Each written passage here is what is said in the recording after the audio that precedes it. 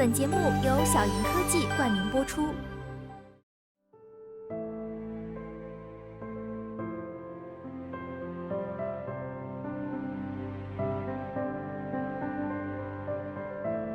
1月末的瑞士小镇达沃斯再次迎来了1年1度的世界经济论坛年会。这一届的主题呢叫做全球化4.0，打造第4次工业革命时代的全球结构。但其实，无论变革将以何种形态发生，世界运行的底层逻辑已经在变化之中，那就是数据。所以在今年呢，由财新传媒与世界经济论坛联合主办的财新电视辩论，主题也就定为了数据的作用和规范。数字化的过程并不是技术的飞跃，更像是随着数据的积累和场景的挖掘，而逐渐全面渗透，扎进了生活的方方面面。也因此，作用与规范都暗藏着人们不易想到的那一面。在瑞士当地时间22日，2019年冬季达沃斯的财新电视辩论就此展开讨论。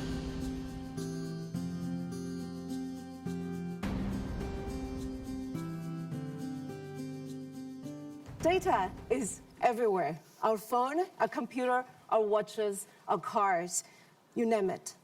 But what do they know about me that I'm not aware of? Who has my data?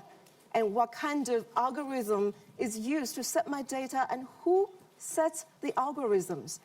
Our current legal infrastructures, ethical norms, industry principles were all set in the pre-data era. Data is changing our life. Data is our life.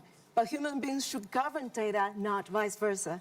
And this debate here we're having today is about me, about everyone in this room, or perhaps about everyone on this planet. So I'm extremely excited to share with you today this session with our extremely qualified panelists. They have voices from different but the key sectors, government, civil society, as well as the private sector, the leading tech companies. Let's get this discussion started now. I want to start from the lady on my far left side, Lauren Woodman, CEO of Nethope. As someone with extensive experiences working in tech companies, she's now leading the effort of using technology to advance humanitarian work internationally.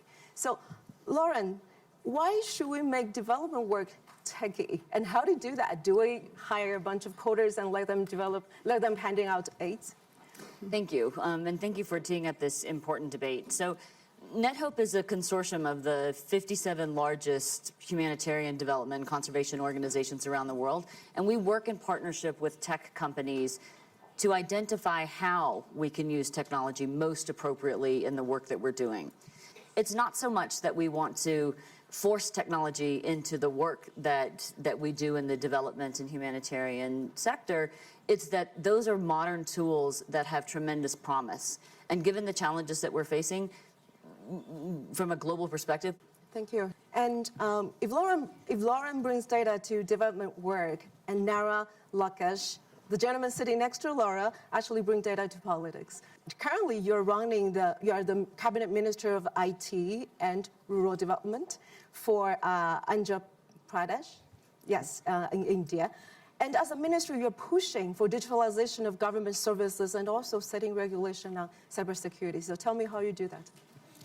No, the state of Andhra Pradesh is the newest state in India. And when the state got bifurcated, we had the lowest per capita income in South India. And the question is, how can you use IoT devices to really propel growth? So we came up with 961 key performance indicators that as a state will monitor real time. The other challenge that we struggle in India is the ability to target government welfare schemes. So we are the only state which has 1 million IoT devices in the field. And we're now using these IoT devices to ensure that target is actually happening, the delivery is actually happening. And apart from that, we're actually reaching out to citizens proactively, getting feedback from them. Are they happy with the government? Are they happy with the service that they've availed from the government? So I think that this is just the beginning of what I believe is agile governance. And we at the state of Andhra Pradesh actually call it real-time governance. And through this, what we want to achieve is invisible government, but visible governance. Mm-hmm. And then Jian Sun, sitting in the middle, CEO of Ctrip, China's largest online travel agency. So tell me, how many me are there in your pool, and other data about me that I don't know? Thank you. Ctrip has 200 million active users. Every day we handle 50 TB data. So people like you, we know you're coming to Davos.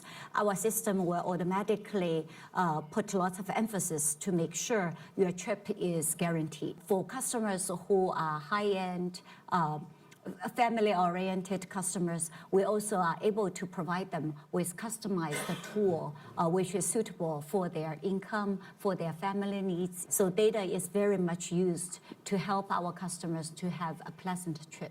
Thank you. Next speaker is Marietje Schaake, the European Parliament member, serving also on the Committee of Foreign Affairs as well as the Subcommittee on Human Rights. Marietje, Europe definitely has the toughest law on data. Why so? And you don't want to have world-class tech companies being born in Europe? Europe is very ambitious when it comes to a digital single market, but we also believe that there are some core principles that should not be disrupted by technology.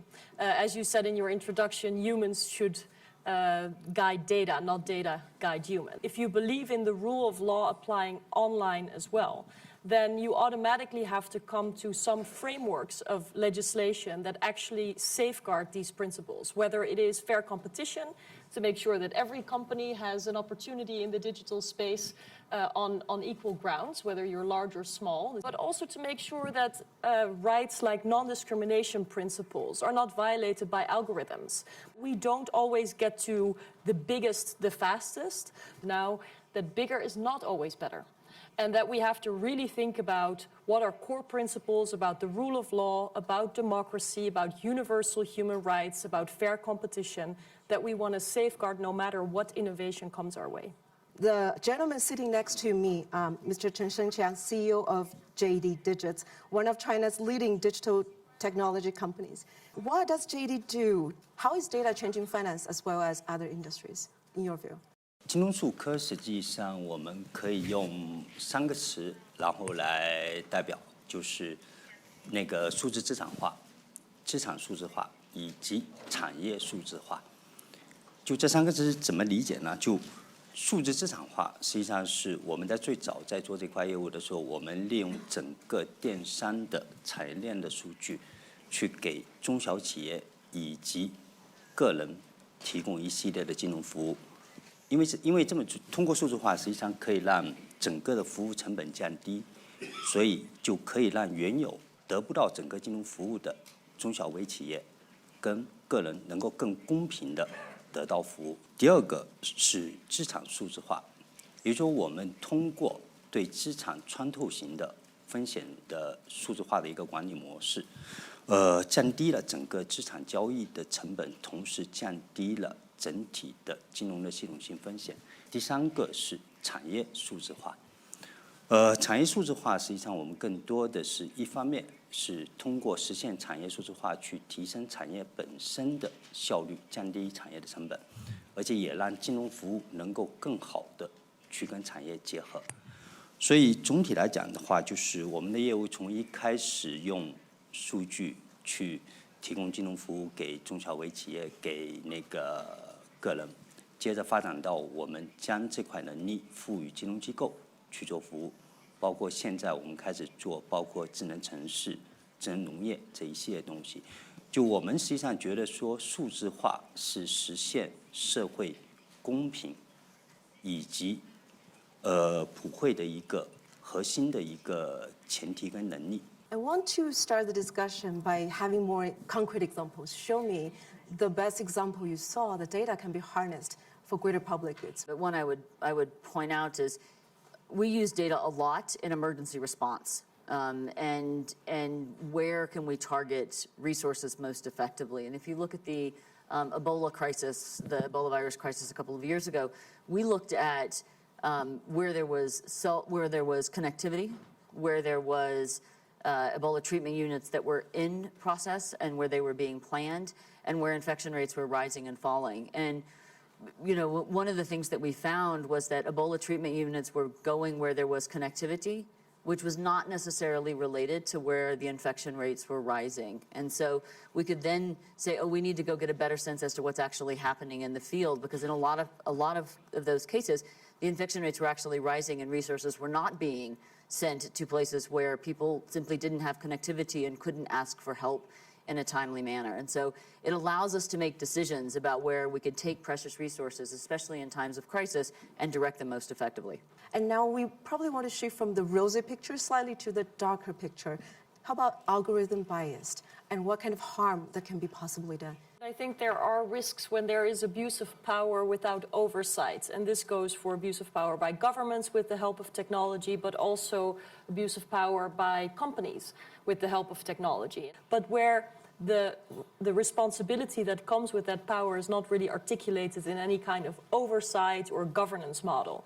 So there's a lot that we don't know about how the algorithms work. We are all biased, and if we program our algorithms based on our own bias, then these biases would go on steroids and really select information in a way that may be discriminatory or anti-competitive or may inhibit freedom of expression or other very fundamental rights that people have. So one of my main concerns is the lack of oversight over algorithms, which has a major impact potentially on the public discourse. Public health, public discourse and democracy, public safety are all reasons to want much more oversight over algorithms.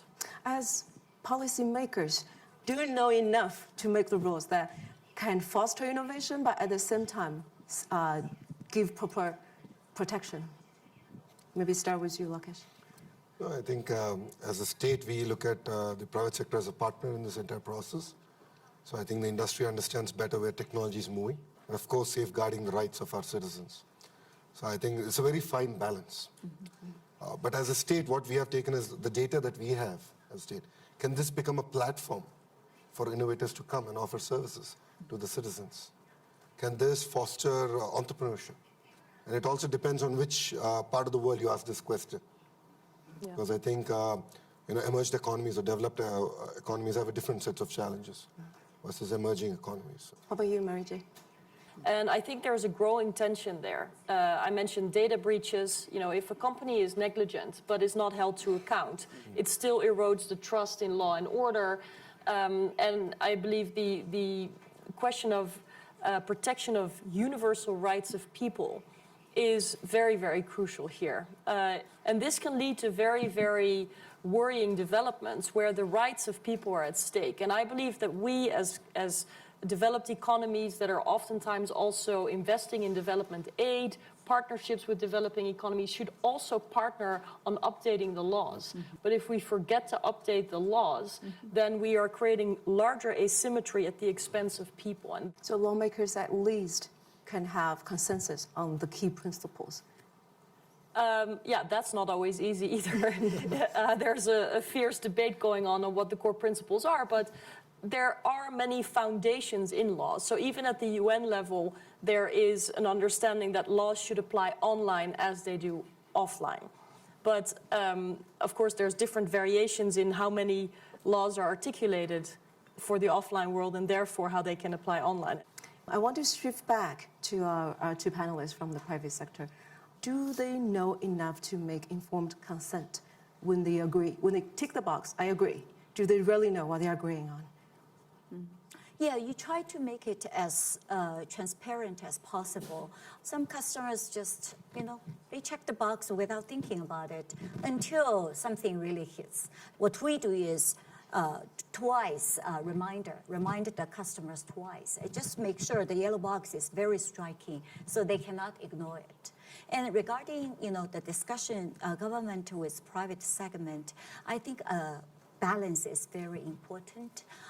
If the government, because politicians is not day-to-day in these study versus the companies every day, the engineers are studying these data, right? So if the politician doesn't understand it with a good intention, they might implement something that is blocking the advancement in technology. So I think it's very important for the rules and the regulation to stay in principle. If the rules is too detailed, too strict, in a way, it scares lots of companies. For example, the GDPR rule. For me, GDPR rule is very, very good. But a lot of small companies says, oh, we're not going to go into Europe. And finally, Europe lose in this innovation, right? If the small company is not in your continent, the consumers will not benefit from these innovations. So it has to be a very careful with a good intention. Only everyone works as a partner, then the ecosystem is very healthy. Thank you. Marietje, do you have any response that GDPR or the tougher laws actually are preventing more companies coming to Europe or actually preventing the flow of the technology? Sure, I think it's always very important to look at what the impact of laws are on SMEs, for example, small and medium-sized enterprises. And I believe that the General Data Protection Regulation, which you mentioned, short for GDPR, short for that it will see reviews and improvements. There are also those who say, oh, there cannot be innovation when you have too strict regulation. This is actually not the case because companies are now incentivized to innovate while respecting privacy. I don't think it's a black and white discussion, but it is a question of what kind of model, what kind of values, what kind of governance is going to govern technology. And it is fascinating to compare how the Chinese model is developing, especially in artificial intelligence now with great ambitions, very top-down driven, a lot of money being invested versus the American model where the market is very, very strong. And then a European model that is, I guess, more rule of law based and where we should also be more ambitious. But normally you can see in the way technology is governed an extension of how a society is governed. And I believe we're actually witnessing a global competition for which system is going to be dominant. Thank you so much. Please join me and give a big round of applause to our panelists today.